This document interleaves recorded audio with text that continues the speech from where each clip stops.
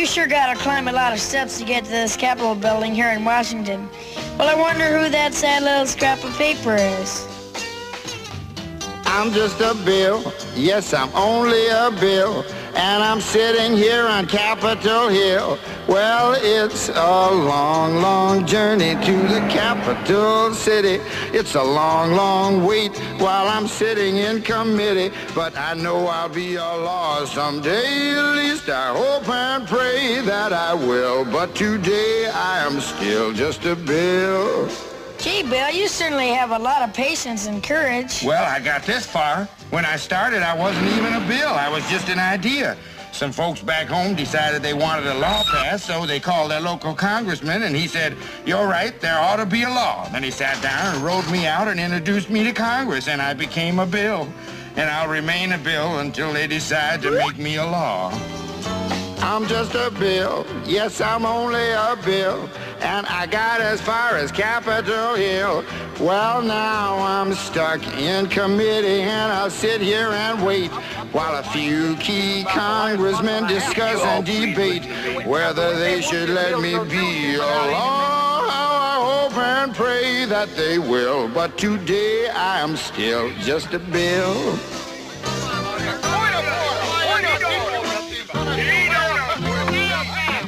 Listen to those congressmen arguing. Is all that discussion and debate about you? Yeah, I'm one of the lucky ones. Most bills never even get this far. I hope they decide to report on me favorably, otherwise I may die. Die? Yeah, die in committee.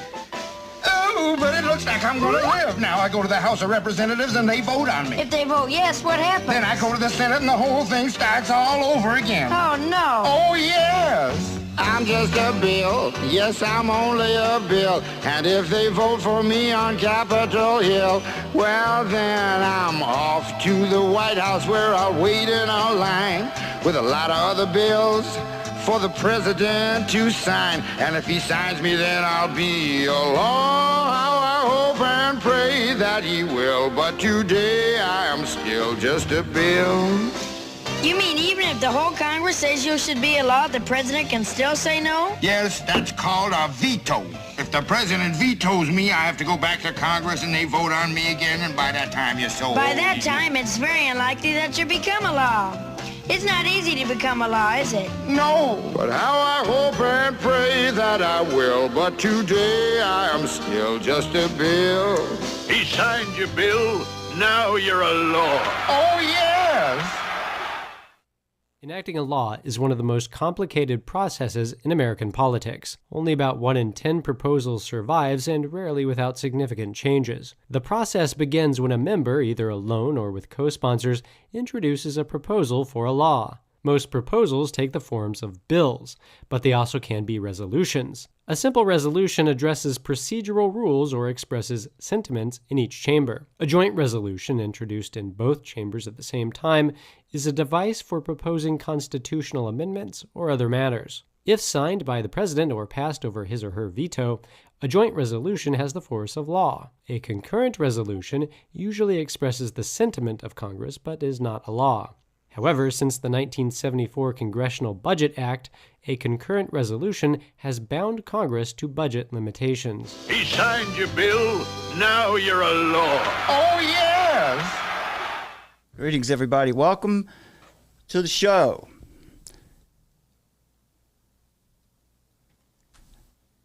Great civilizations tend to last about 250 years, and this year America is 246 years old, so pay attention. You don't have to be a math wizard or a history scholar to determine that America is at some sort of turning point, inflection point. The survival of our nation depends on a well-informed citizenry that's engaged in the government and protects their own freedoms. And so we have to cut through all the noise and the distractions in order to be well-informed and to discern fact from fiction. Terms have to be defined, context clarified, and the facts must be presented thoughtfully, faithfully, and completely. So have you heard about the World Health Organization's pandemic treaty? Since 2021, the WHO and its 196 member nations have labored to drum up an international treaty, accord or treaty to address an imaginary future pathogen known as Disease X. And now the time has come for that package to be ratified. Maybe, maybe not. We'll see. So when Tedros declares the first public health emergency of international concern, will you be subject to these policies? Will agents or troops arrive in your hometown to enforce mandates and give jabs? Will you have an opportunity to stop it? What will happen? Most of what you might hear about this so-called pandemic treaty is either clickbait, establishment propaganda, wide-eyed paranoia, or most often it's just incomplete and incorrect and not very helpful. Even the most respectable voices are missing one vital detail, explaining what's at stake and what it might mean for you and your family. You've probably heard YouTubers, podcasters, mainstream reporters say that if the WHO's so-called pandemic treaty is enacted, then the U.S. Senate will have to vote on it before it becomes law. Is that true? Well, I'm going to talk about that today. We'll try to give you some understanding on what will really happen.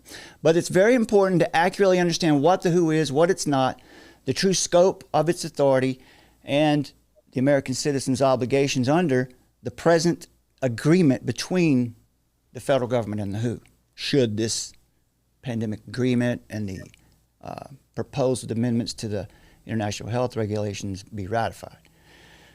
Most important thing we can do for you and your family is to give you the whole story in one comprehensive report, and we're putting together an article right now that might be 10,000 words to give you the full landscape, access to all the facts that affect you in one place. And so today we have, again, James Roguski with us, because James has taught us a lot about this, and we're grateful for you, James. And with what I just introduced there, and the idea, you know, the media, you hear. I read a report the other day, or a news piece where the writer of the article was saying that, well, the Senate's going to have to ratify this. If they do, the World Health Assembly is happening next week, which is where they are supposed to vote on these two documents that would be the package, that would be the so-called pandemic agreement. And if it was to be ratified, what that would mean for the United States. Can you tell us what is the most important point about that? Because that seems to be what people are concerned with. Are we going to lose our sovereignty, and where should our focus actually be? I'm going to have a lot of fun with you today, because I know you guys, and I know you're seeking the truth. And while this is incredibly serious, let's also try to make it a little bit thought-provoking and entertaining. Absolutely. Okay. Step number one is, what is truth and how do you determine it? Okay. Everybody looks at things differently. There's the story of somebody looking at, four or five blind people looking at an elephant, and, one touches the leg and they think it's a tree. Another one touches the trunk and thinks it's a snake or something like that. Another touches the ear and thinks it's a fan. I was speaking to somebody from Canada, and we were joking around, and we said, well, I wonder what it would be if you were blind touching an elephant and you were touching the back end of it. What would that be? And they didn't miss a beat. They said, oh, that's Trudeau. Okay. And so the point is, when you're looking at all of this information, what do you see based on the lens through which you interpret what is going on? Okay. And so there's so many different aspects to what is going on here. The details matter. I've said for quite some time, I think I came up with this maybe a decade ago, the devil's in the details, but the angels bring the answers and the analysis. And so given details, if you have a certain perspective, you're going to analyze them from your frame of reference and what you might think is true from your perspective. What if you get out of that perspective and you go and you take a totally different perspective and you look at that elephant from a different point of view? You can see everything very, very differently. And so what's going on with the WHO and the proposed amendments to the international health regulations and the proposed pandemic agreement / treaty / framework convention is people have a preconceived notion. They have a cognitive dissonance that, they don't want to see things that contradict their assumptions. They have a confirmation bias. You let information come in that feeds your narrative, but you block everything that is not the case. You might live in a developed, wealthy country. You might live in a relatively poor, or as they call it, undeveloped nation. Yeah. And so there's different people with different views about what's going on. And we've all heard about mis, dis, and malinformation. I want to add a fourth one, which is old information. If you were a baseball fan and you're talking about your favorite baseball team or basketball or football or whatever, and at the beginning of the season, they were doing horrible. And you looked at the standings and you said, oh my God, they are just doing horrible. But, 6 months later, they're on the top of the charts and they're doing great. Well, if you said they were doing horrible and you didn't say when, that old information is just as dangerous as any other kind of misinformation. So what I've been dealing with around the world is people looked at information from a year and a half ago. They did not actually read subsequent documents. Right. They did not reassess the situation. And they're holding on to ideas that have been gone for well over a year. And they're reporting on things that don't match with what is actually in the latest documents. And so almost everybody is absolutely, completely, and totally confused. And so I'd like to including me. I would put me in that category most of the time when it comes to this. I've been trying to understand it more lately. That's why we have you here, though. Yep.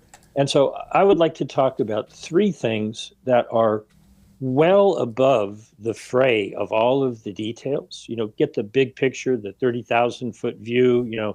The holistic view, if you will. And I think it helps to understand what is the WHO, what's going on with them, and why are these negotiations even happening? And I just want to mention three things, like I said. That which was called a diagnostic test. If you go back to early 2020, right out of the gate, boom, here's this RT-PCR process that was marketed as a test to determine whether a man, woman, or child was a hazard to other men, women, and children. By some, magical, scientific, technological, mysterious thing, they figured out how to stick something halfway up into your brain and scrape off a part of, very, very delicate tissue that was actually an assault. That was assault and battery, but it was done under the guise of, well, we have to test you to see if you're a danger to society.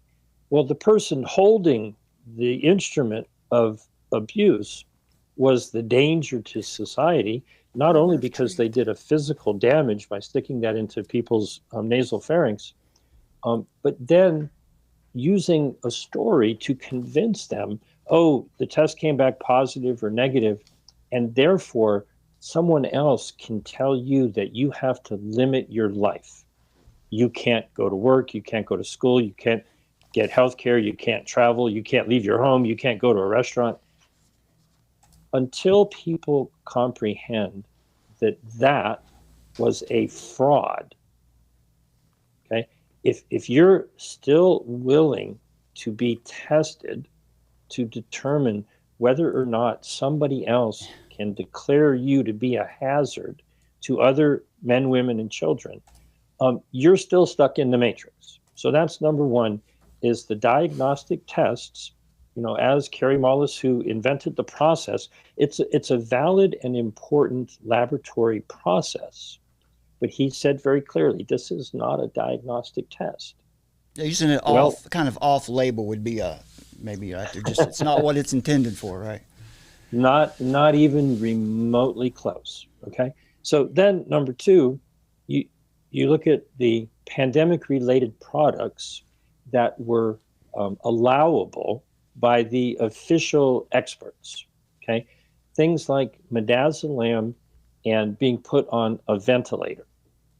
Well, do people even really know what that process looks and feels like? I mean, unfortunately, many thousands, if not, hundreds of thousands of people did. If you're going to go through surgery and you're going to be put under anesthesia, that does slow down your breathing. And so they use that as a means of making sure you get enough oxygen while you're undergoing surgery. To have someone who is having difficulty breathing and then dose them up with midazolam or other products that inhibit the capability, the desire, or the drive to breathe just doesn't make any sense at all. So then they stick a tube down someone's throat. I've heard many stories about, just the problems involved in that. But if you think about it, if you're having difficulty breathing and your body is trying to cough up whatever might be in the lungs that needs to leave, does it make any sense at all to give a drug that inhibits the breathing reflex and then stick a tube down someone's throat so that, they can't cough up any of these problems? I view that as murder. That's, if it was successful in that regard, it's murder. Otherwise, it was attempted murder. It should be viewed as assault and battery. They have all kinds of logical reasons why they felt that was important. And while maybe every now and then there might be an argument for that case, what is more likely to have happened is that it caused more damage than it had benefit. And the statistics clearly bear that out. Now, then you go on to, at the same time, they very well may have set up an injectable dose of what I call remdesivir or remdesivir. And there's no studies that I have been able to find that have any sort of evidence that that's anything other than a toxic substance that causes kidney damage, liver damage, and again, is another attempt at murder. Now, there are other drugs like Paxlovid and Molnupiravir and many, many, many other things that, if they're antiviral, I would encourage people to go all the way back to the very beginning of my Substack. The first article that I wrote was kind of like, hey, here's why I'm here. But the second article was about the protocols that Dr. Shankara Chetty used. He had well over 10,000 patients, and this is 2 years ago, and not one of them went to the hospital because he identified that the problem wasn't really a virus. The problem was the immune system response to something. And he treated that appropriately, and everybody did fine. Now, had his protocols been widely known, I don't know if anybody would have died. Maybe there would have been some people, it was their time, but the burying of the paper that he wrote, I think it came out in September of 2020, would have put an end to this, and still could. But there's no money in that, because being on a ventilator is, well over $1,000 a day, and remdesivir is like between $5,000 and $8,000 for a single course. And so when you look at what was done to set the stage, you've got testing that created a case-demic that made people believe that whatever was going on was as bad as they wanted to make it, because they could adjust how many cycles they ran the process through and get all the positive test results they want. Positive being, you're a danger to society, we got to lock you up. the third thing, so the first one is diagnostic, second one is drugs, third one is the jabs. Okay. I guess if you're living under a rock, or you're a child who just says, no, I don't want to hear the information. Johnson and Johnson's jab was taken off the market quite some time ago. AstraZeneca's jab was taken off the market not too long ago. I didn't hear about that, James. I didn't see that in the headlines. The studies for Pfizer, you didn't even need to see the results of the study. The design of the studies themselves, the clinical trials, were deeply, deeply flawed to the point of being fraudulent. It was a year and a half after, I believe, a little bit more than a year ago, I think, it might have even been longer, when it was suddenly known, oh my goodness, Pfizer did not test to see if their jab would stop transmission. Well, all you had to do was read the clinical trial. They didn't bother. What they did in the clinical trial was fraudulent out of the gate, because since it was a 2-jab sequence, if a group got the jab and then 30 days went by, they got another jab, and then 13 more days went by, so approximately 6 weeks, that person was still considered to be unvaccinated. It wasn't until 14 days after the second shot that they were then considered to be fully vaccinated, had time to kick in and do whatever it was supposed to do. Other nations broke out those interim periods, like got 1 jab, got 2 jabs, whatever the time period may be. So any side effects that were suffered by people who got 1 jab, 2 jab before 14 days were all considered part of the unvaccinated side effects. So that test was fraudulent, or that clinical trial was run in a fraudulent manner. And they reported out of the gate, 95% effective. But then it was 80, and then it was 70 as the real life numbers came in, and then it was 60. And then they stopped saying a number, and they just said it was effective. Well, if something is negatively effective, it's still effective. And my bad joke about that is the strange, thing called Russian roulette, where you get a 6-shooter and you put 1 bullet in one of the cartridges and you spin it and people try to shoot themselves. That's 84% safe. 5 out of 6 times, nothing happens. Okay. Mm-hmm. But 1 out of 6 times, it's really effective. Just happens to really hurt the person that gets shot in the head. So saying something is effective is so easily disproven. And it's vague too. It could be effective for what? We're talking about, we start talking about terms of art when we're talking about pharmaceutical industry too. What do they mean by safe or effective? Those are not legal terms. They have no meaning. And so anytime I would hear somebody like, I'll pick on Dr. Fauci, say something like, oh, we've identified all of these cases of X disease. They may be asymptomatic, but they're still cases. And, so we have a pandemic. And so you need to take these safe and effective vaccines. Well, hold on just a minute. On September 1st of 2021, the CDC realized that the jabs were not doing what people had expected them to do. They stopped in May 1st of 2021. They stopped checking. I don't even know if you remember this word, breakthrough infection. Yes. Right? It sounds like a wonderful thing. Oh, we've had a breakthrough, right? Yeah. But what it meant was people had been jabbed, but they got infected anyways. So it only took them until May 1st, about 4 months into the year, to just stop counting breakthrough infections, because it was making the jabs look really bad. And by September, of 2021, rather than admit that the jabs were not stopping infection, were not stopping transmission, and actually were going negative to where people, the more jabs they got, the more likely they were to get the infection or whatever is really going on with COVID, they changed the definition of a vaccine. And it used to be that if you got a vaccine, you were then immune to the dis-ease. But now, the latest definition, as of September 1st or 2nd of 2021, was if it triggers an immune response, they now call it a vaccine. Well, I'm pretty sure you could inject chicken soup into your arm and it would trigger an immune response. That doesn't mean it's doing... Wouldn't pollen be a vaccine by that definition? Almost anything. A bee sting? Almost anything, right? And so what they then decided to base it on was some kind of measurement of antibodies, okay?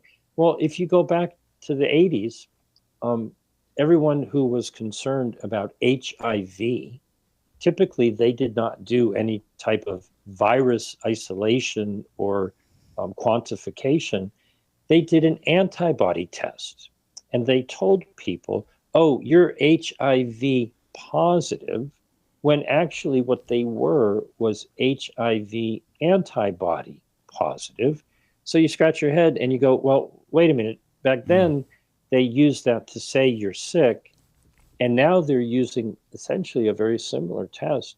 Oh, we injected you with something, it generated antibodies, and so now you're protected. So are the presence of antibodies the evidence of disease and infection, or are the presence of antibodies a false justification for saying that this injection is now, something that you have to have because your body is responding to it? You can inject anything into your body and your body will have a response to it. The question is it wise and is it good and is it beneficial? Or is that actually deranging your immune system to be hyper-focused on something that doesn't exist in nature? Because, what is it that they're injecting you with? Right. Now, this has got, apparently, for most people who are listening to me talk for half an hour now, they go, well, what does that have to do with the WHO? These negotiations for the amendments and for the pandemic agreement are based on a fundamentally fraudulent premise. Their negotiations were called by the nations who were relatively poor and were not getting access to the diagnostics, the drugs, and the jabs. And on December 1st of 2021, they had a special session of the World Health Assembly, and they said, look, we want the WHO, they have to understand, this was the World Health Assembly, which is all of the delegates from all of the nations.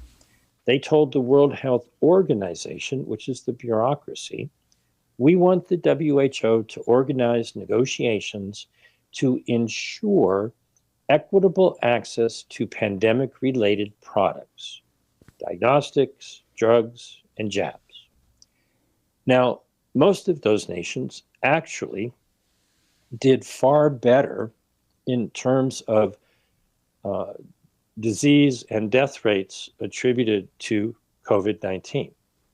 So they're starting out using the strange logic that they want more of the system that did between 16 and 25 times worse in North and South America and Europe. If you look on the WHO website, 16 times as many people per capita died from COVID in North and South America as in Africa. And in Europe, it's like 25 or 30 times. It's ridiculously off the chart. So their argument is, well, we didn't get as many diagnostics or drugs or jabs because they were very expensive. They didn't have the money, logistics, whatever the reason might be. So these negotiations are been going on for 2 years now.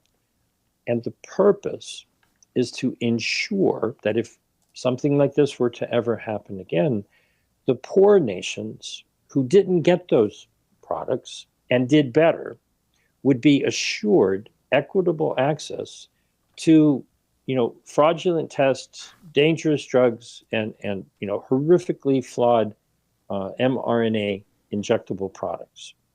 And if you try to make sense of it, knowing what you know, you're like, they should be on bended knee thanking God that they missed out on all of those wonderful biological weapons. But if you look at it from a different point of view and you understand that what we're dealing with here is not really about health, it's a financial deal. And what they're really complaining about, and this is where the confusion really hits home. In the treaty, in Article 3, Paragraph 1, last time I checked, was the definition of sovereignty. Now, a lot of people are talking about, oh, the WHO is trying to take over the world. They want to, usurp our national sovereignty and tell every nation what they have to do, during the next pandemic. Well, if you can find that language in the documents, you let me know, because it's not there. What's there in the treaty under sovereignty is that each nation considers their biological resources, their genetic sequences of any pathogens that they might identify, are under their sovereign control. And one of the first amendments that the nations put in was, and I'll paraphrase it, we're not giving you any more pathogen genetic information unless you agree to share the profits. Yeah. Because what happened when South Africa and Botswana identified Omicron, they felt they were obligated to share it with the rest of the world, which they did. And then they watched Pfizer and Moderna put it into the boosters and make a couple of more $1 billion. Well, fool me once, right? Okay. And they're not having it. They're essentially saying, look, you can't force us to hand over the genetic information, which is sovereign intellectual property under the Nagoya Protocols and other agreements, unless you sign a document that you're willing to share some of the profits that you make. Well, that's what they call the pathogen access and benefit sharing system. And that's at the core of why these negotiations are not finished. Because the reason these negotiations were called for is the nations want a piece of the pie. They want to have geographically distributed manufacturing of diagnostics and drugs and jabs, pandemic-related products. They want investment capital, and they want to have access to the intellectual property and the manufacturing know-how, so that if something does happen and they identify a pathogen and their local officials can scare the local population and convince them that getting tested with a fraudulent test, taking a poisonous drug, or injecting a poisonous jab is something that, is good for them, they want to be able to profit because they manufacture it locally.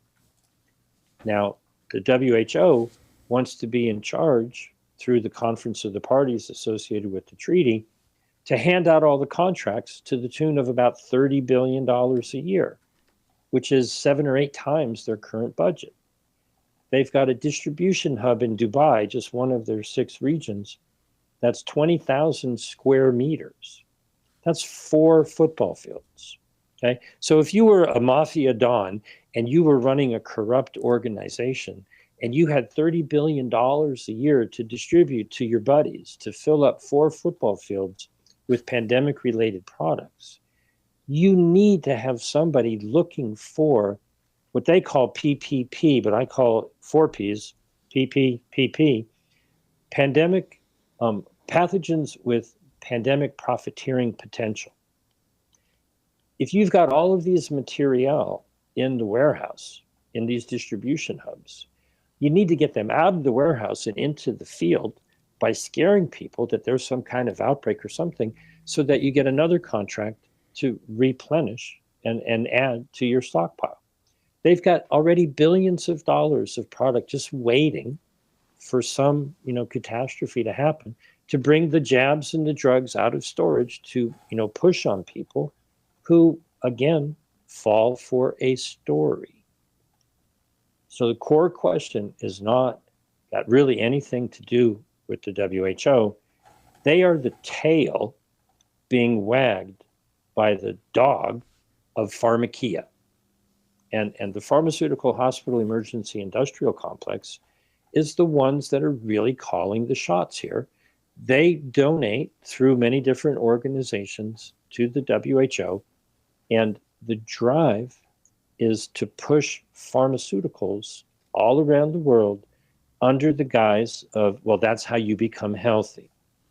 And what the WHO originally was supposed to do, clean water, good food, sanitary conditions, fundamental care, is a teeny tiny little piece of their budget. 30% of their budget goes to salaries. So if you work for the WHO, in their documents, they claim to have over 9,000 employees, and they spent $1.2 billion on salary. It's about $130,000 per person per year. So is that what you want, with billions of dollars to go to bureaucrats pushing paper around, shoving pharmaceutical products upon people when they're made to be afraid because somebody found a pathogen that might cause a problem? And so all of the talk about the WHO taking over national sovereignty, our sovereignty has been lost to big pharma for, the better part of 100 years. Ask your congressperson or your senator if they've sworn off donations from big pharma. There might be a couple, right? But essentially, the starting point that we have to deal with is, when you wake up in the morning, do you reach for a pharmaceutical drug to save you from a disease? If you've fallen for the story that some test can determine whether or not you need to swallow a poison on a daily basis.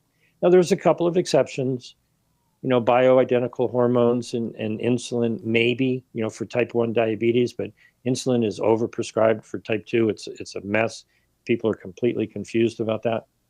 But for the most part, anything you buy in a pharmacy is a poison designed to give you a different set of symptoms, so you forget the symptoms that are the root of your, the notice of whatever your problem really is.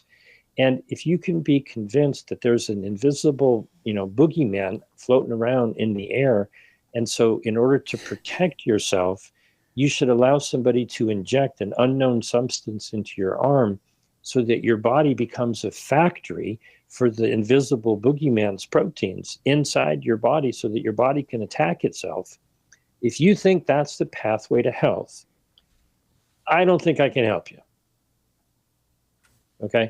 The problem is these negotiations assume that it's a good thing to have more diagnostics, more drugs, and more jabs, and that the people who are arguing for that are, doing work to help humanity.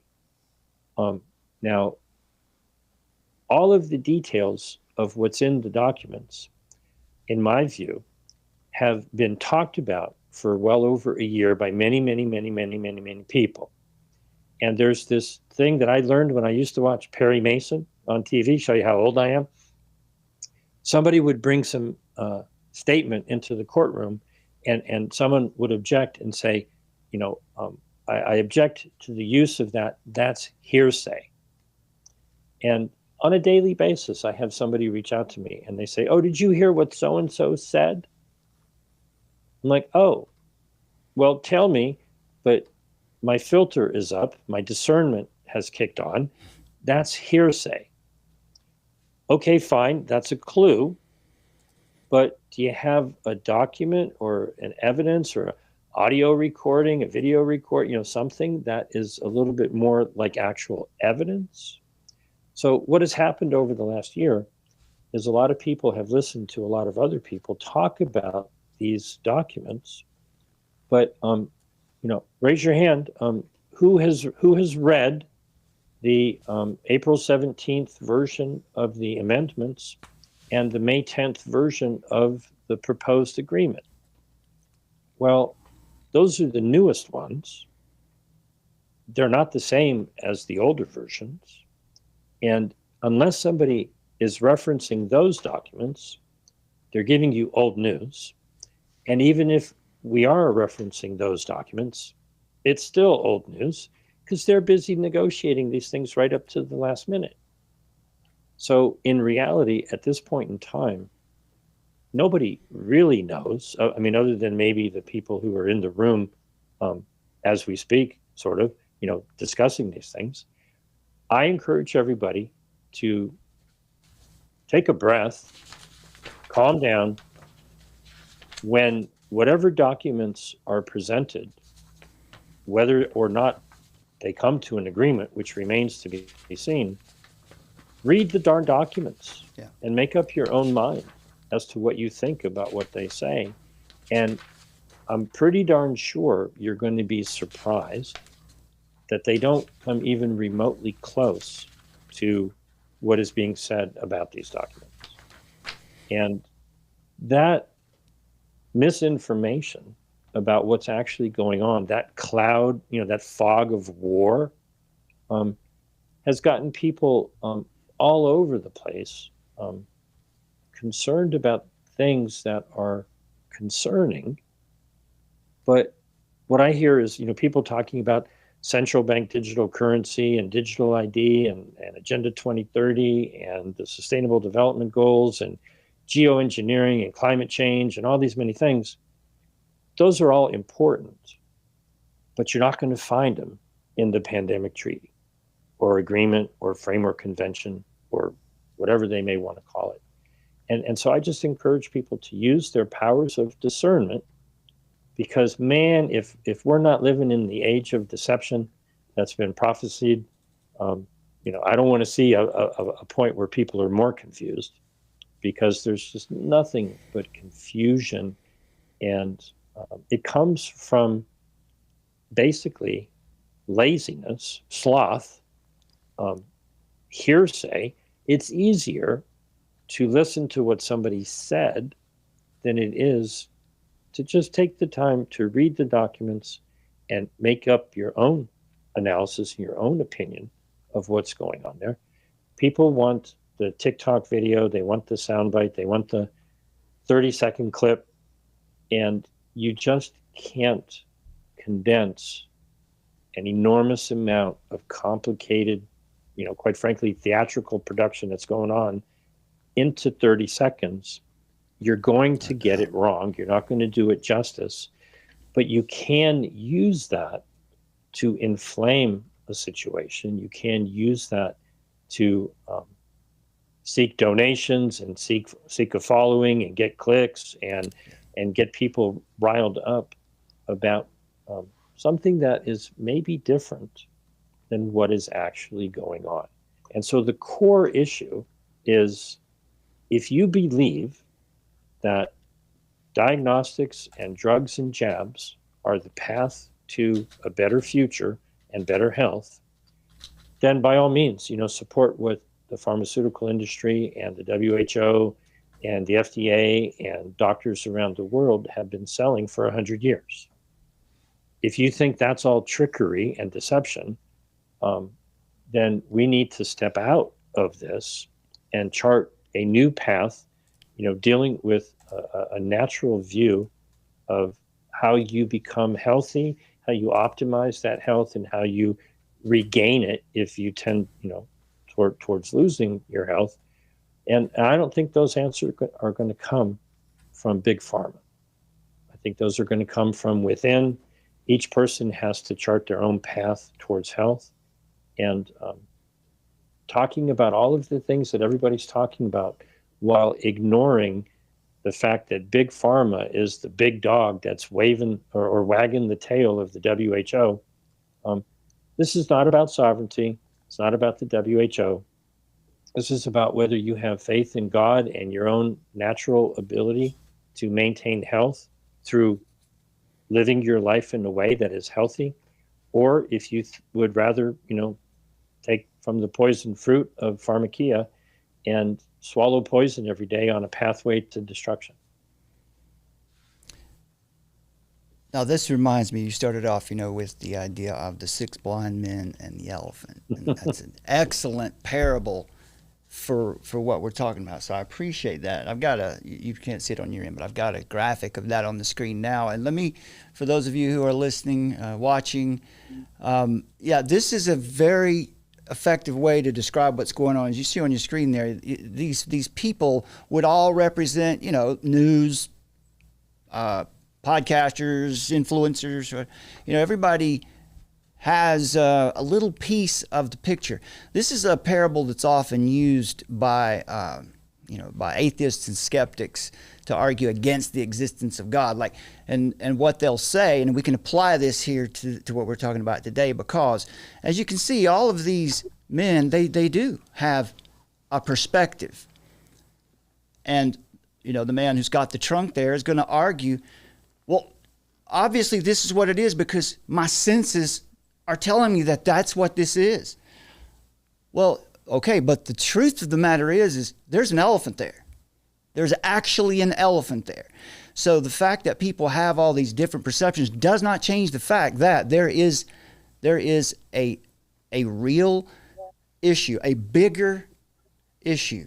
And then if you want to look at it theologically, the fact that people deny the existence of God with this parable is ridiculous, because it doesn't change the fact that the elephant's still there. It doesn't change the fact that God still exists and he's in his attributes. So this is the argument here is perspective is can be deceiving. And as you said earlier, there's one of the big problems here is there's a lot of people who are excited to do some good things about what they're hearing in the news about healthcare and the WHO. And then they're jumping on and they're making claims and giving advice, as you said, without understanding what's really at stake, what's really going on behind the scenes. And let's see, where... In many ways, a good analogy is if you have some symptoms, if you notice some symptoms, dis-ease, you're not at ease in your body, and you go to a doctor who, my running joke, I think I may have spoken about this to you before, is I was born with a terminal illness, and I've had it my whole life. It's called James Rogusky syndrome. That's right. Okay. If I go to a doctor and he wants to treat me for Alzheimer's or Parkinson's or Lou Gehrig's disease, I'm like, no. I'm James Rogusky. My situation is unique. If you allow yourself to be diagnosed, it really means literally that two people don't know what's going on. Exactly. Okay? So the starting point is to realize that what's needed is unique and individual assessment of what's going on with you. But, I've learned that there isn't an insurance code to get reimbursed for treating James Rogusky syndrome. And so if the doctor isn't going to get reimbursed for treating you as an individual, you need to find another doctor. Probably not a medical doctor, probably some other type of practitioner. And so the core of what's going on with the WHO is if the problem has been diagnosed as, the WHO is trying to take over medicine in, the practice of medicine, or it's trying to take over national sovereignty, versus, wait a minute, the WHO is the tail being wagged by big pharma because they've been taken over by all of their donors.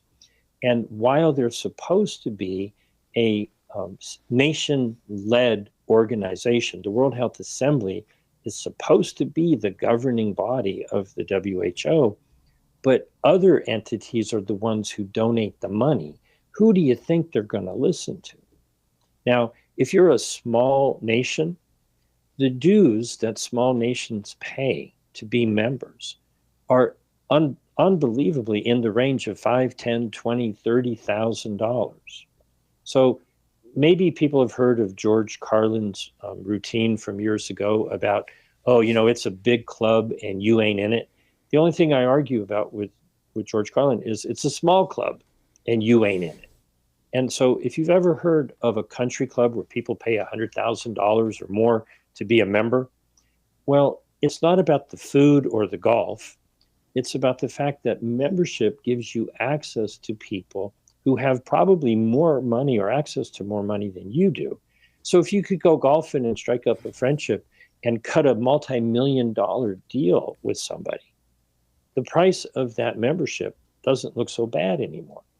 So if you're a nation and you can pay $10,000 membership fee to be a part of the WHO, and they let you in on negotiations to divvy up billions of dollars, you're directed by your sovereign nation to go get the best deal you can. If you reach some agreement and $10 million, in contracts come back to your country for the price of, a handful of $1,000 membership fee, the WHO proudly has in one of their documents that nations get a 35-to-1 return on investment in the WHO. It's in their documents. Now, what they're trying to say is that they save so many lives and they improve everyone's health. But what it essentially means is the WHO has become a laundering agent for, money to come in and be redirected in a way that doesn't necessarily make people healthier, because they're way behind on their sustainable development health-related goals. They're not making people healthier. So we should give them more money. They're going through a big fundraising campaign this year. They need $7.1 billion, separate from the pandemic stuff, just to run their organization for the next 4 years. So they're spending millions of dollars to raise billions. I call it begging for billions. And so what has happened with the WHO is they are no longer a nation-led organization seeking to make everyone healthier. They're a marketing team for big pharma to stick needles in everyone's arm around the world. There it is. There it is. That's the point. And so at this point, do you think they can be reformed? Well, I don't see anybody coming up with any good plans. That's what these amendments and treaty were supposed to be. They're not talking about reforming the WHO. They're talking about strengthening the system that is feeding big pharma. So the answer goes all the way back to the video that you played at the start of your presentation. H.R. 79, House Resolution 79, is a bill that is being considered in the House of Representatives. Representative Andy Biggs from Arizona's 5th District submitted it early 2023. I've been supporting it and promoting it ever since. You can go to exitthewho.com, and you'll see that at the moment, I think there are 60 members of the House. As of yesterday, yeah. Who have co-sponsored it. That's nowhere near enough, but that's a start. It's better than nothing. We're at 158 we need now, I think it is, James. I think so, something to that effect. That sounds about right. And so one of the first links on the page on exitthewho.com will take you over to the Senate. There's been a lot of talk recently. 49 Republican senators signed a letter to the Biden administration saying, they want to be able to vote on the treaty. Right. It's like, well, they also said that they wanted to reform the WHO. But did any one of them have a package of ideas to reform the WHO? They're having a meeting next week. Did any one of those 49 Republican senators say, here's the package of reforms that we insist our delegate bring up during the assembly? Did anybody do the work? No. What they need to do is really difficult. They need to take Andy Biggs's legislation from the House and have one of their staff members copy, paste, and submit in the Senate. And let's see if any of those 49 senators are willing to do that and open it up to all 100. I don't expect any Democrats to do it. But the encouragement to people watching this is call your 2 senators or call them all and go, look, I got a really simple task for you. Copy, paste, submit HR 79 from the House. The little children's, video that you played from I don't know, was that from the 70s or the 80s, whenever that was? Early 80s, yeah. I'm just a bill. How does a bill work? Well, you can have a companion. One of the things they didn't say in that video is you could have two bills. You could have a bill in the House and a bill in the Senate, and they're companions. Same darn bill. Yeah. And so let's get the Senate working on the one that the House has been working on. And if they both agree, the two bills come together, they're the same bill, then it goes to the president. You don't have to do it sequentially. You can do it parallel in tandem, have a bill in the House and a bill in the Senate. So the challenge to every senator, 100 of them, can you tell a staff member to copy Andy Biggs's H.R. 79? Now, it's only a page and a half. Anybody can comprehend it. It would notify the WHO, give them a 1-year notice, we're leaving. It would stop giving them money, and it would repeal the legislation that got us involved in the first place. It's a page and a half. Anybody can comprehend it. Just read it. It fits on a graphic. You could send the graphic to somebody. Read the whole bill. That's what James has done for you folks. You can cut and paste, and you can even find your senator right here on this website. If you click on the senator's page, there's 100 Twitter handles, right? So you can tweet it at each and every one of them. You can call them. You can email them. Everybody wants a push button thing. Oh, send an email to all of them. Well, they don't give out their email addresses. You have to go to their contact page. And when they get these bulk emails from organizations a lot of organizations set up an email system to make it easy for people to push a button and send an email to their senator or their Congress. And while that's fine and dandy, they know that that's just a form letter, okay? And what that really does is it collects your data for the organization that's pushing that, so they can send you requests for donations and raise money off of your interest in this issue, knowing full well that those form letters that are automated mostly get ignored by Senate staff unless there's absolutely millions of them. What's needed is a phone call and a human-to-human contact or an office visit where you go, look, I got a very simple task for you, Senator. Copy, paste, and submit, because we want out of the WHO. They are at a point where they're doing the bidding of their masters, and they're supposed to be listening to the nations who are members, and the people who go to represent us and express our sovereignty are not listening to us.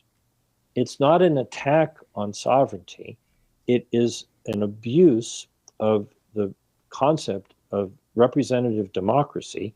The people who are speaking on behalf of our sovereign nation are listening to big pharma, not listening to the people who pay their salaries and send them there. And what's needed is a clarity between an expression of national sovereignty, as in Article 31 of the existing international health regulations. Yeah. I did an article entitled Quarantine. People can find it very easily on my Substack. Article 31 has been in place for 19 years, since 2005. It's an expression of national sovereignty in which if you leave your home and you travel to another nation, that nation can express its sovereignty and compel international travelers to undergo a medical examination, prophylaxis, vaccination, whatever that means, isolation and quarantine. And there's not a darn thing you can do about it. They're using national sovereignty to bludgeon the individual rights, freedom, and bodily autonomy of regular men, women, and children.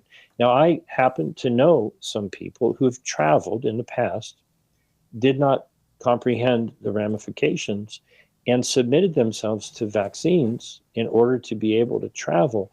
It wrecked their health, changed their lives, and now they're actually leaders in the health freedom movement because they got coerced into doing something that was horrible. Now, if you think that's okay, well, you're allowed to have your own opinion. But as far as I'm concerned, to be able to compel a traveler to do something to their body is a crystal clear violation of fundamental human rights. They want to add amendments to Article 24 that would make it be that they could isolate and quarantine travelers as appropriate. Well, what does that mean? I went looking through the definitions. Yes. What does, appropriate mean? Vague. Right? Well, it's whatever the heck they want it to mean. So essentially, the international health regulations existing are a violation of fundamental human rights as an expression of national sovereignty. So in the treaty, national sovereignty means nations want to get paid for the pathogens that they find. And in the amendments, national sovereignty means that a nation can force a traveler to do something harmful to their body in order to travel legally. So all of the people who are saying, oh, the WHO is trying to take away national sovereignty have actually fallen into the trap of arguing for the very thing that is being used to abuse individual men, women, and children. It's astonishing, but that's how psychological operations go. The deception, of whether it's Satan or it's just, people are confused because language is difficult. What we're dealing with is deception. We're dealing with confusion. We're dealing with a psychological operation that's got everybody looking over there. Yeah. And over here, they're doing exactly the opposite. So, yeah, you mentioned there what's going on here with this specifically. We've got, you posted this recently too, where, who is it? Congressman Chris Smith is sending this letter over and to give to Tedros, and elected officials have been called to sign it. And I think it's interesting what he says in the letter. He's saying just that what they've done really in their activities in negotiating these things is they've violated their own bylaws, their own principles of bringing policy to life. The valid voting process violated, and what you just said here, clear and final wording, the terms of any agreement must be explicitly defined within the document itself.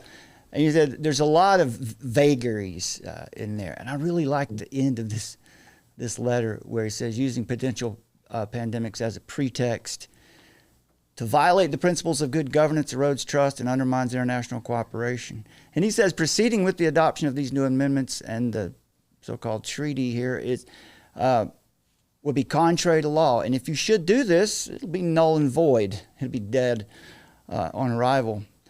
So that's an interesting piece too. That particular letter, I support that. I started reporting on that back on October 2nd of 2023.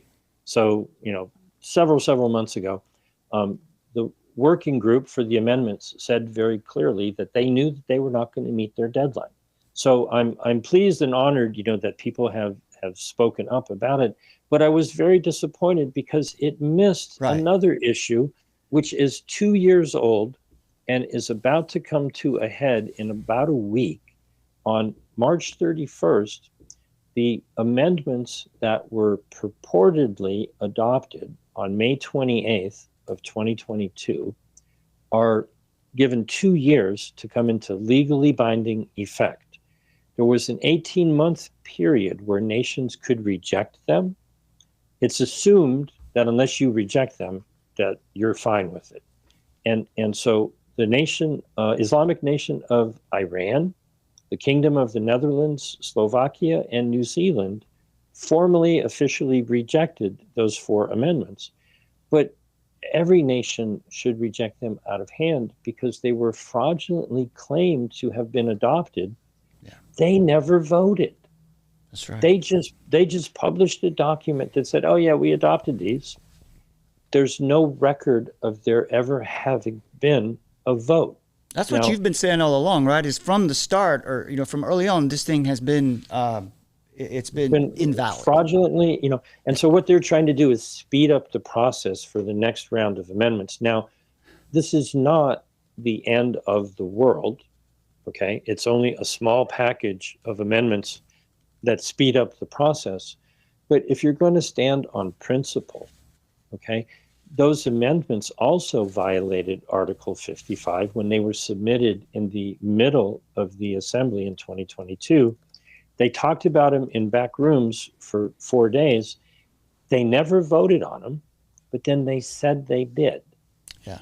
And so it really should be enough of a scandal to bring Tedros down, right? I mean, it's just blatant fraud, claiming that something was voted on and it never was. And you know, thank you very much to Rob Roos, who's a member of the European Parliament. He and 11 other members of Parliament back on November 28th of 2023 wrote a letter to Tedros and said, hey, you know, where's the proof that these were ever voted on? And, you know, the stonewalling and the silence has been complete. They have not responded, to my knowledge, at all, because there is no response. They committed voting fraud. Now, any organization that can do that and not even answer, you know, in any way, shape, or form, the answer that they had was they took all the videos down from 2022. So nobody can watch anything. And so you wouldn't be able to find them voting because they didn't vote. So they took all of the videos down. And so the only answer is it's time to leave the WHO, exit the WHO. You can go to exitthewho.com. And, you know, I know we've gone through a whole heck of a lot of details here, but there's a simplification, right? They're predicating what they're doing on support for big pharma. And it essentially manifested as tests that were fraudulent, drugs that, quite frankly, were used to murder people, and jabs that are sort of like, for most people, a slow motion murder, right? It creates all of these things are customer acquisition tools for big pharma. They take healthy people, talk them into getting tested. They give them a fraudulent answer. Oh my goodness, you have an asymptomatic disease. You need to swallow a poison or inject a poison. And then you become a customer for life. And so this is a corrupt organization trying to set up what I call the new OPEC, right? OPEC is the oil producing, exporting countries. This cartel is the Organization of Pandemic Emergency Corporations. They just want to set up a business model that they go looking for things to scare people with, take money from rich nations, build out their industry in relatively poor nations, and do everything they can to scare people around the world so they can either make them swallow or inject things that make them less well, turn them into lifetime customers, and, you know, earn an enormous profit for doing something that is unbelievably harmful to not just individual people, but society in general. The way we fix this is you look in the mirror and you look in your medicine cabinet and you ask yourself, do you have herbs and vitamins and minerals in there? Or do you have pharmaceutical poisons that you've been talked into swallowing on a daily basis? If it doesn't change inside your heart and in your mind, it's not going to change in the outside world. Now, I'm not telling people to just, you know, cold turkey stop anything. You have to educate yourself. You have to understand that this system has been in place for over 100 years. You were born into it, and you have to discern your way out of it. And until you do that, you're going to be victimized by it. So if you have any questions, you can go to jamesroguski.substack.com.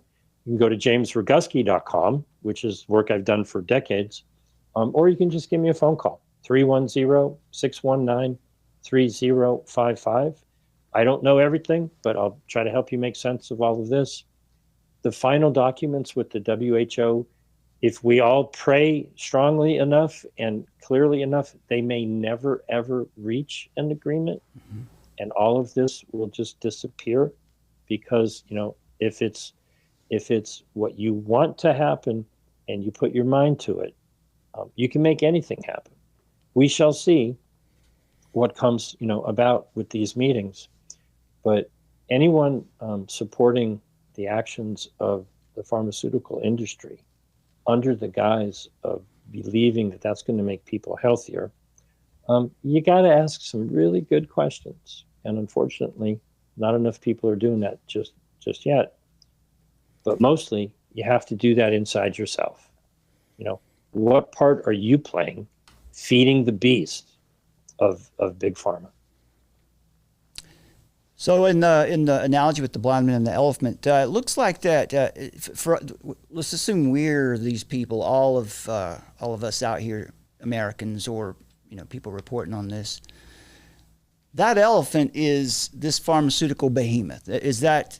Am I grasping your analogy properly? Everybody's got a piece of it. This guy with the trunk, well, he's focused on the who, and the guy back here at the tail is focused on something else. But the problem is the elephant. It's this pharmaceutical behemoth. It's this idea that's been around for a century or so. Would you either trust in God, you trust in your ability to heal, you trust in people who work with nature and natural functions, or you think that swallowing or injecting poison is the pathway to health.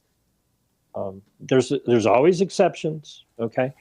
But if you stop and you awaken to the fact that people who take more drugs are generally less healthy than people who find a natural path. And the way you chart that course is you look inside and you ask for guidance, and you follow the guidance that's right for you, not some protocol that somebody said everybody should do. It's so brutally obvious that what each individual person needs is unique to them. Having a one-size-fits-all, follow the protocol because somebody diagnosed you to treat a set of symptoms rather than to treat a man, woman, or child. If you can't see that, keep trying to see it. At some point, it will come into focus. And when you see it and you're shocked by it, you'll run away and never go back into that system. And that system will only die when it withers on the vine, because people find something that's better. And that something that's better has been around as long as we've been alive. Nature and God and just fundamental agreement amongst, your insides and your outsides.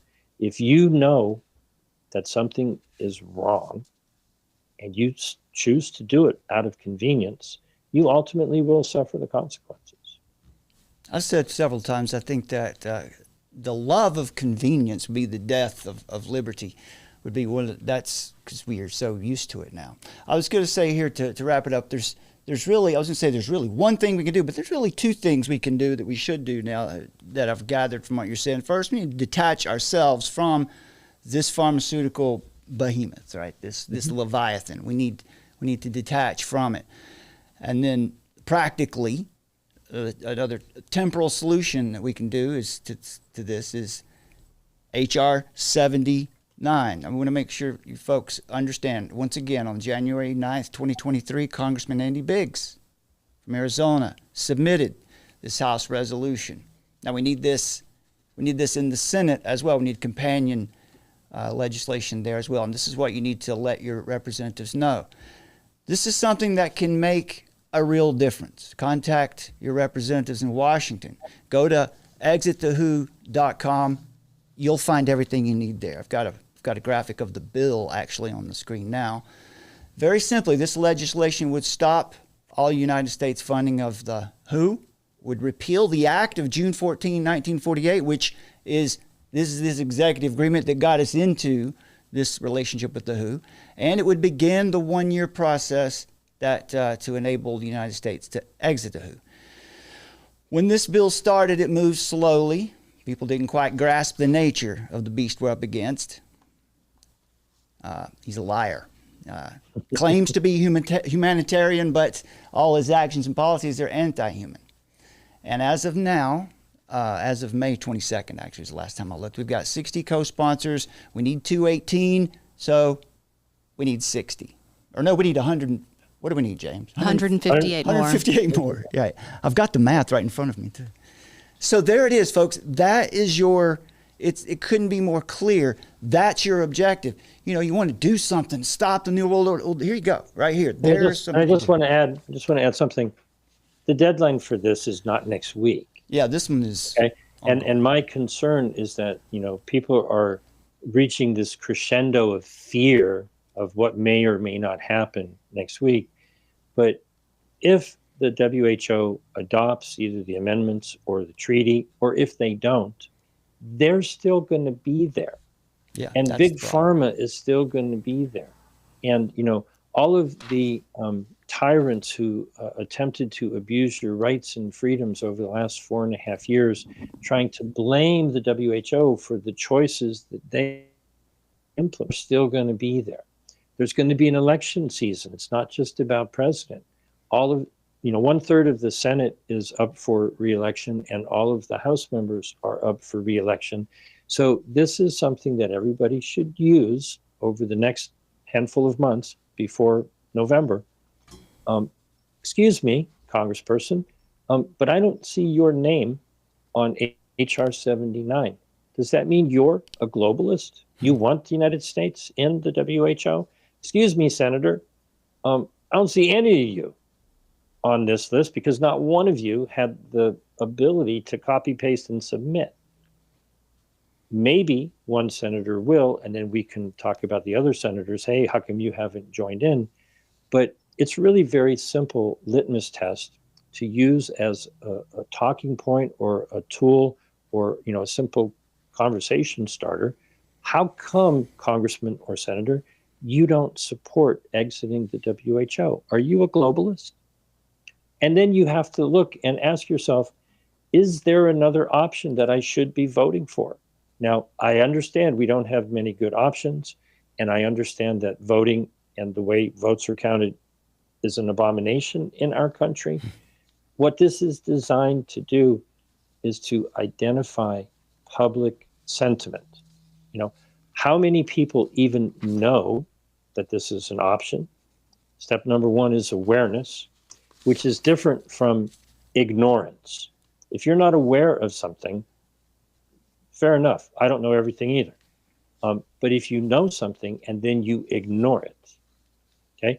If you tell your congressperson, I want you to put your name as a co-sponsor on HR 79, or you tell your senator, I want you to copy and sponsor it in the Senate, and they don't. Now what you have is an employee, you have a public servant who's disobeying a direct command. If your employees don't do the job you want them to do, you should fire them. They work for you, right? So they work for you. Remind them of that. So this is not something that has to be done tomorrow morning because they're meeting in Geneva, right? Yeah, no, two separate things. This bill at the beginning of the show was very patient, and it took a while. But this is a marathon. This is not a sprint. Eventually, public sentiment will win out. And anybody who takes the time to look into what's going on with the WHO wants out. So, don't think this is a sprint. This is a marathon. If you go to exitthewho.com, you can get some information. And if you have any questions and you want to seriously get involved, just give me a phone call, 310-619-3055. James, I just had one question for you because before we even communicated to set up this show the last time, I wanted to ask about what's happening in Oklahoma, Florida, Louisiana, Britain, Slovakia, the 22 U.S. attorneys. So just clarify for the people so that they know and they can come away with an informed just ability to understand what's happening with the pandemic treaty. Just give us one or two sentences to summarize the difference between the bills that are happening, for example, on the state level versus HR 79. HR 79 gets us out of the WHO, okay? But HR 79 does not clean up the mess of all of the laws in 50 states that enabled your local tyrants to abuse you. So there's another deception going on. There's good people trying to do good things. So let's put that on the table first. But until you clean up your own house, you may be able to quote scripture. If you've got a stick in your eye, you shouldn't be complaining about the log. If you got a log in your eye, you shouldn't be complaining about the stick in somebody else's. When members of state legislatures point at the WHO as the problem, and they are unwilling to dig in to the laws in their state that enabled local officials to abuse you, they're not doing you truly a service. I'll give a shout out to Catherine Watt. She publishes bailiwicknews.substack.com, BAILIWICK news.substack.com. She's been digging into, on a federal level, the laws that are in place that need to go away because they set the stage. If you corrupt the law, or if I should say, Congress in the past has allowed the law to be corrupted so that criminal and unethical and immoral activity can be viewed as legal under the law, you have to change the law. So the PrEP Act, the Patriot Act, the Vaccine Injury Act, and so forth, as long as pharmaceutical companies are allowed to harm people with impunity and not be subject to liability for the harm they cause, you have to fix the law. On a state basis, there's all kinds of emergency acts, that give governors or health officials authority over people. It's an abominable mess. Okay, Louisiana's started out as Senate Bill 133. Sounds nice. It's one paragraph. Oh, the WHO, the WEF, and the UN don't have jurisdiction in Louisiana. Yeah, okay, fine, that's nice. But if you're in New Orleans and you get on a cruise ship and you go to Jamaica, and Jamaica has an outbreak of dengue fever, and the local officials say, well, you're not getting off that boat unless you get jabbed. Okay, your Louisiana law isn't going to dent Article 31 in the International Health Regulations, which is an agreement on a national level that when you're outside of Louisiana and the national officials have a different idea about what they feel they can do to you, that law's not going to do you a damn bit of good.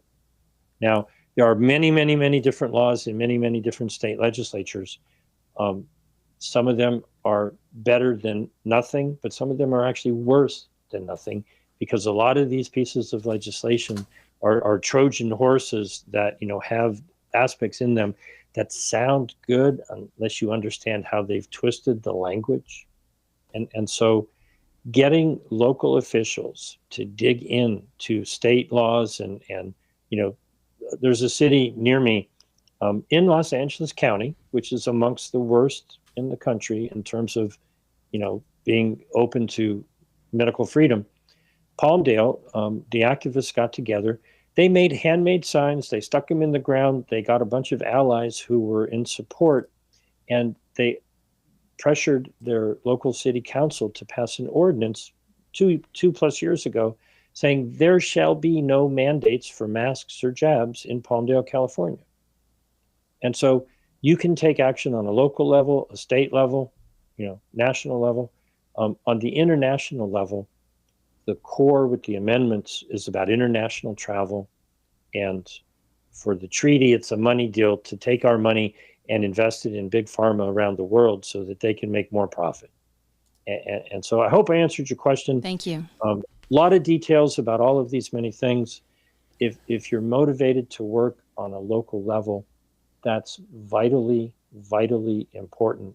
It starts with understanding, number one, the tests and the jabs and the drugs are the core falsehood behind all of this. If you don't question the legitimacy of what they're offering through pharmakia, if you accept that someone can tell you that you have to subject yourself to a test, a drug, or a jab, you got to keep looking in the mirror until you see the light inside that points out just how fraudulent that part of the matrix is. That's right. I'll speak a bit harshly. What causes tyranny to embed itself, right, in a nation? And that's what, if you're afraid of tyranny out there, this is what you're focused on.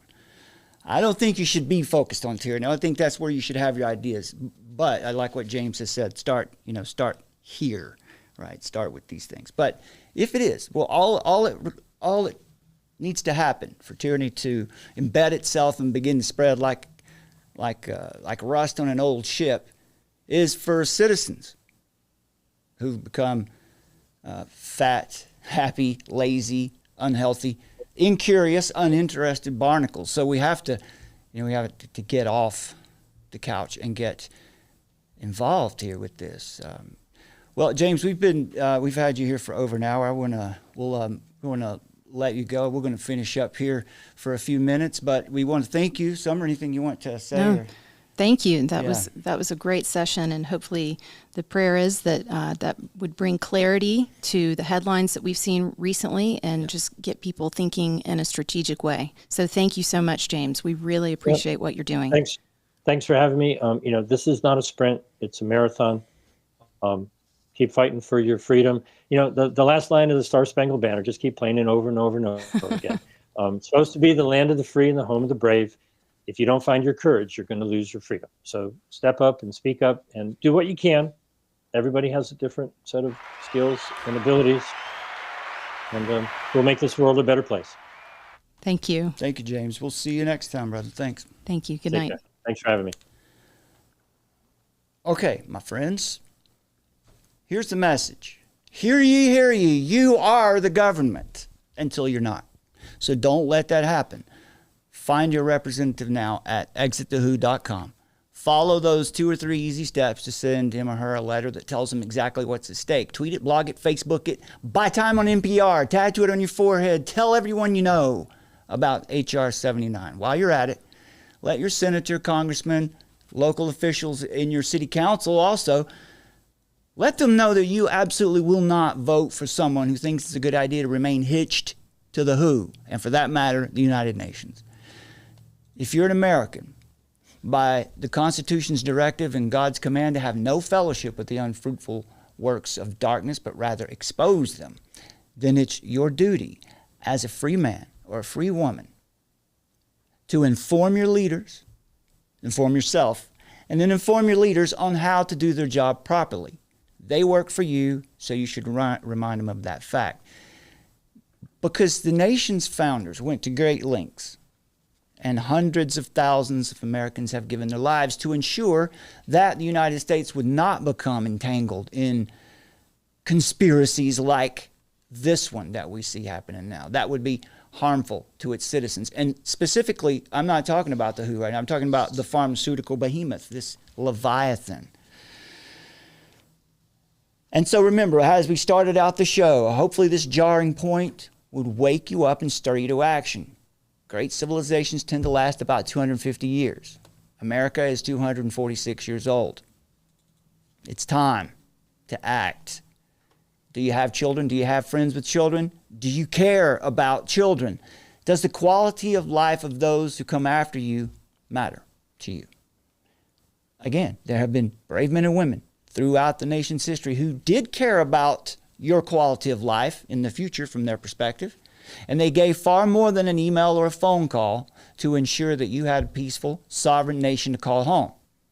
A place where you could be a family, raise a family, work, and live a good life without the fastidious interference of these omnipresent corporate busybodies meddling in your life. Now it's your turn to defend America. And you don't even have to load a weapon. Not yet, at least. So let's not let it come to that, because it just might. It's time to speak out. Get on your roof. Shout it out to your neighbors. Put on a sandwich board and walk around the mall. Or you could just take this easy path here to your call of duty while you still can. Go to exitthewho.com. Let me make sure I've got it up here. Well, if you go to exitthewho.com, you'll find it. It's very easy to get to. Right? Send an email or follow the instructions here.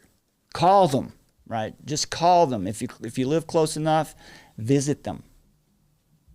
Because we really have a chance at thwarting this thing, this new world order. That's right. And when we're successful, and we will be, we'll withdraw from the WHO immediately. All right? We can and we must. Now let's deal with one question that we get a lot, and that is, should Christians get involved in this? sometimes people criticize us for taking up these positions against these international organizations. They say we shouldn't get involved because it's not our place. This is God's business. All we have to do is sit back and wait for Jesus. Well, there's certainly nothing wrong with preaching the gospel and waiting on Christ. But Scripture teaches us that we are to be engaged with the world, not part of the world,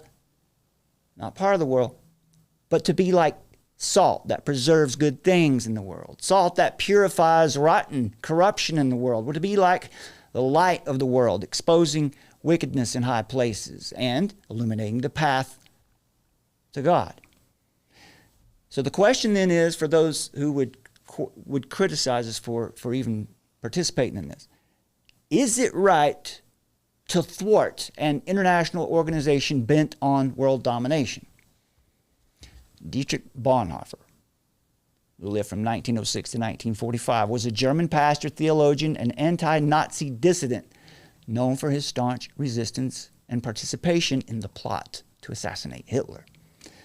Bonhoeffer's theological works, The Cost of Discipleship and Letters and Papers from Prison, tell an inspiring story of how important it truly is to live out our faith through active resistance to evil. What is it, Summer? Faith is resistance. Resistance. Well, Bonhoeffer was arrested in 1943 for his opposition to the Nazi regime, and then he was executed in 1945 at the Flossenburg concentration camp, just weeks before the end of the war. Dietrich Bonhoeffer certainly thought standing up against evil was the right thing to do, even unto death. Now, God also believes that thwarting evil is a just act, and he demonstrates it for us when he prevents the City and Tower project at Babel from progressing. But there is a greater application to take from Genesis 11. And that is God's example of grace. God was merciful to those who hated him. He did not destroy those rebels, but merely halted their evil progress and dispersed them over the face of the earth. Those ancient globalists who were unwilling to obey God's command were forced to do it, which fulfilled what God had commanded in the first place. He gave them another chance to repent. So God has given us a lesson from the ages when, in grace, he showed mercy to an evil group of globalists who hated him. We should be more like God. To be clear, the imposition of a homogeneous global order governed by a centralized elite that shreds national sovereignty and individual rights is antithetical to the biblical principle of subsidiarity. That just means that people should make appeals about legal issues to the most immediate, the closest level of authority to them, rather than all the way to the central government in Geneva. Such a system is inherently prone to corruption and abuse. History has shown time and time again that concentrated power tends to lead to concentrated evil. I like to thank Summer for that, for that bit. Concentrated power tends to lead to concentrated evil, and it leads to the exploitation and oppression of the vulnerable. In the narrative of Genesis 11, mankind seeks to make a name for himself. The project of one world global government at the Great Tower of Babel, like the United Nations and like the World Health Organization, is globalization by domination and force. And it is neither humanitarian nor philanthropic. It's none of those things. The Babylonites were rebellious, and they provoked God to judgment. As an act of mercy, God did not vaporize them where they stood. Instead, he just halted their progress to limit their damage. He put a stop to the evil that their hardened hearts would spread. And in the place where they built the tower to make a name for themselves was given the Hebrew name Babel, which translates to confusion. What they meant for evil, God turned for good. Now that should be our prayer today, that God would turn these evil movements for good. If we're faithful to appeal to God, who is perfectly just and faithful, He will respond. But we need to understand what's at stake, what our position is, and how to appeal to God on these matters. And that's it. We want to be merciful, full of grace, but we want to withdraw from the WHO, right? That is a just act that we can do. Go to exitthewho.com now, so you can, it's so easy. It's like falling off a log. Sammy? I just wanted to clarify too as well that if you go to stoptheagenda.com, which is the web address that we've shown several times, it will take you to the same exact place. So Oh yeah, stop the agenda, yeah. whether you're going to stoptheagenda.com or exitthewho.com, it's going to funnel you to the same website. Yeah, there we go. It's site can't be reached. Are we even on the air? Yes. I probably spelled it wrong. Stoptheagenda.com is the same. We've been there before. But, well, I think that's about all we've got for you today. We're at a good time here. We went a little longer than we probably always should do. have. But We take however long it takes. hour and a half. That's not bad. I thought we were longer than that, but we're in good shape. Yeah. All right. So is that good for now? That's good for now. We're going to be coming back to you soon with another, probably more of this, because there's a lot here that we There's need to more get to say. Yeah, we've got a long, what we believe is our definitive statement about it as on everything that has to do with, well, really the United Nations and the WHO, what they are, when they were founded, what actually is the nature of the agreement between the United States government and these international organizations, and what does that agreement between those two bodies, how does it really affect us here on the ground, right? And I'm gonna tell you, we're both going to point out to you that it's not going to be coming through the government. It's not going to be coming through votes in the Senate. They're going to be implementing all of these things regionally, all right? And this is why what James Roguski says is so true. Practically the best thing we can do is withdraw from the WHO. And we've got to, whether we can accomplish that here or not, because the United States is one of the, right, the United States is a major funder. One of the major funders, Germany and the United States, and also Norway will play a huge role in this too. And so, being associated with the United Nations and the WHO as founding members is really an important, a significant, a large part of the foreign policy of the United States government. So it's very unlikely that they're going to extricate themselves from these organizations that they were really responsible for founding. Therefore, we should still do this to show that the will of the people is to get out of these agreements. But additionally, that'll take you 3 minutes to do. In your daily life, in addition to some of the things James Roguski said, make sure that you can extricate yourself from being trapped in this pharmaceutical behemoth. There's one thing. Also, we withdraw from the WHO. We do this piece too. All right, your spiritual development is the most important piece of all of that.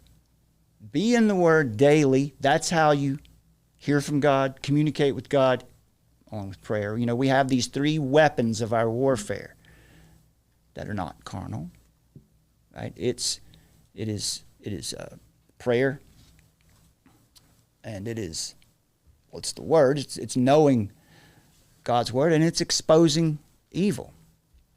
Ephesians 5:11, right? That's part of our duty.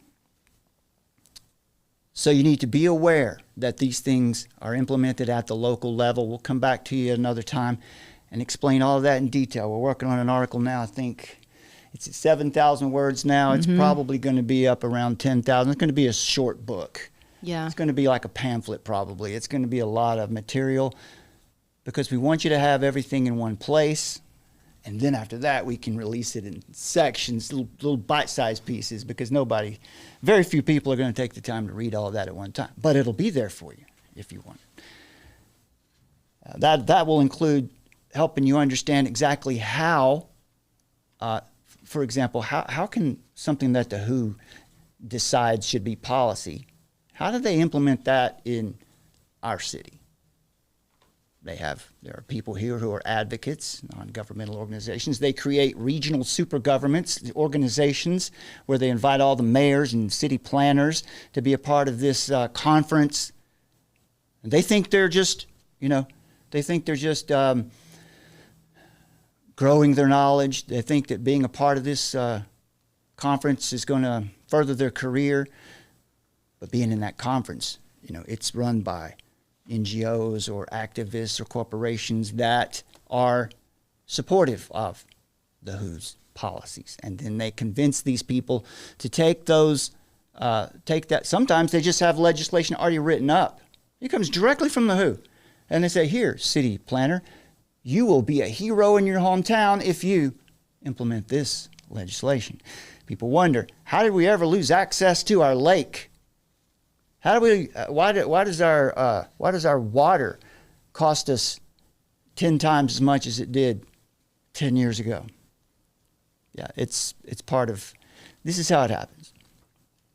They're advocates for the United Nations and the WHO in our government. So it's not likely that those organizations are going anywhere. So we have to take charge at home. Protect our own backyards, because that's where they're working. That's where they're putting it into play. All right, son. Amen. All right. Yeah, and the other thing that we want to talk to you guys about coming up would be Vodi Bakkum's new book. Right. It's Not Like Being Black, where he talks about how sexual activists hijacked the civil rights movement. It's a very fascinating book. We were able to get a copy of it before it launches publicly June 4th. So we want to definitely talk to you guys about that. We have an awesome article in our Substack about it as well. So we really encourage you to go over and take a look. Yeah, this piece that we're working on, which will probably be next week before this is out. It's called Necessity is the Cry of Tyrants, right? And ultimately what we want to do is we want to help you prepare your heart for whatever may be coming. And so in doing that, we want to explain to you how we got to this position where our nation is divided so starkly. And you've heard it here before, since the civil rights movement, the legislation of the civil rights movement, what it actually did, in addition to a lot of very good things that came from it, it gave the government power to dictate as well. And from that point forward, our nation hasn't continued to rise. It has gone down because these officials have authoritarian power in many cases. The abuses of power, the emergencies, the emergency declarations that they put out to bypass or circumvent the Constitution. Generally the idea was the government said, we got to stop racism. So clothe us with more power than we actually have, and we'll go down there and straighten things out and end racism, and then we'll put that genie back in the bottle. We won't use those emergency powers anymore. That never works out very well. But that's in very rudimentary terms. That's what happened. And today you see in the South, what was it, summer in Atlanta? A city is wanting to secede from Atlanta. City of Buckhead was wanting to separate from the city of Atlanta because of corruption and crime and the school system, and it didn't work out. So far that wasn't able to happen, but it has happened in Baton Rouge recently. Same thing in Baton Rouge. And the idea basically is that these places are falling apart. In Baton Rouge, the school system is the worst in the state. So a group of people got together and said, we've got to get out of here. We're not going to keep pumping tax dollars into this. So they moved out of the area and started a new city. And then the black activists in the city, You hear them blaming those people, calling those people leeches, and it's just a very sad situation to behold, because we can point to, we can show you exactly why that situation exists, and it is because of the civil rights legislation where the government went in. You know, the Jim Crow laws of segregation in the South, as abhorrent as they were, as sinful as they were, they voted on it. They established those laws through legal means. That doesn't mean they're right. That means that they were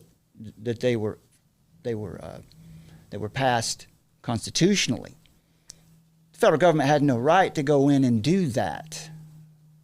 That situation could have been rectified another way. But the assumption, the fallacy that we have to do this immediately because democracy moves too slow. Jorgen Reinders, one of the old,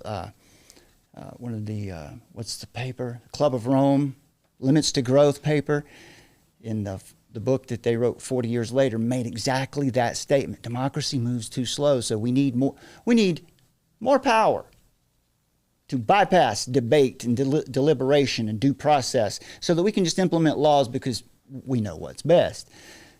That's why we're in the situation we're in today. So these are some things that we've got coming up for you, and we're really excited. I am some. Are you excited? Yes. Summer's excited too. Yeah. Okay. Let me remind everybody before we get out of here one more thing. Please, folks, take a moment, if you would, like this video. Just hit that thumbs up. Let's take an audit. All right, so we've got 39 likes. Hit that like button, folks. Hit the dislike button. Doesn't matter. But share this video, leave a comment, engage with it somehow. That's what really helps videos get seen. That helps channels grow. More than anything, folks, download the Armor of Truth mobile app today. It's 100% free. You will get live notifications and a direct link to whenever and wherever we go live. You get exclusive content, articles, reports, and resources. You get extra podcast material, Bible studies. And if you can support AOT financially, every gift or donation makes a difference. Use the AOT mobile app Give tab or visit our website, armoroftruth.net/donate, or follow the links in the description under this video. So what are you waiting for, my friends? Download the Armor of Truth mobile app now. My name is Brad, and I'm joined today by my talented and precious wife, Summer, one day after our anniversary. And together we are Armor of Truth, and we're seeking a worldview revolution through God's revelation. Faith is resistance. God bless you, my friends. Find us at the Armor of Truth YouTube channel. This is not a test. Repeat, this is not a test.